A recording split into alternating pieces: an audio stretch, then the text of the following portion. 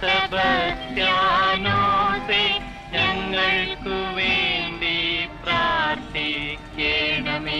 വിശുദ്ധനായ സെബസ്ത്യാനോസേ, ഞങ്ങൾക്കു വേണ്ടി പ്രാർത്ഥിക്കണമേ.